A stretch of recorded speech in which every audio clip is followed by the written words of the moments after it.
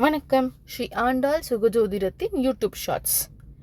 மேஷ மண்டலம், சிம்ம மண்டலம், தனுசு மண்டலம் ஞாபகம் இருக்கா? இப்போ வாங்க ராசி கட்டத்தில் நட்சத்திரங்கள் எப்படி இருக்குன்னு பார்க்கலாம். நான் முன்னவே சொன்ன மாதிரி ஒவ்வொரு மண்டலத்திலையும் அந்த 9 நட்சத்திரங்களுக்கான வரிசை அடங்கிடும். இப்போ ஒரு ராசி கட்டத்துக்கு 30 டிகிரி ஞாபகம் இருக்குல்ல? இந்த ஒரு ராசி கட்டத்தில் 9 பாதங்கள் அடிக்கலாம். அது என்ன கணக்கு? ஒரு பாதத்துக்கு 3.2 டிகிரி ஆர் 3.2 பாகைன்னு சொல்லலாம். இதை கூட்டினா மொத்தம் 30 வருதுங்களா? இந்த கணக்கு தான்.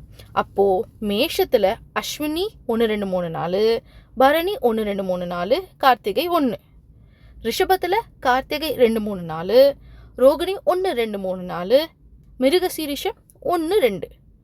மீதி இருக்க மிருகசீரிஷம் நட்சத்திரங்கள் 3 4, திருவாதிரை 1 2 3 4, புனர்பூசம் 1 2 3 வரைக்கும் மிதுனத்துல.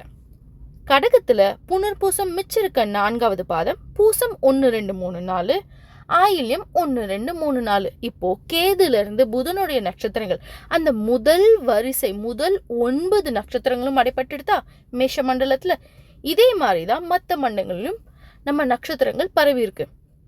இந்த வீடியோவை பாஸ் பண்ணி ஒரு நிமிஷம் ஒழுங்கா பாருங்க, கண்டிப்பா உங்களுக்கு புரியும். புரியலையா?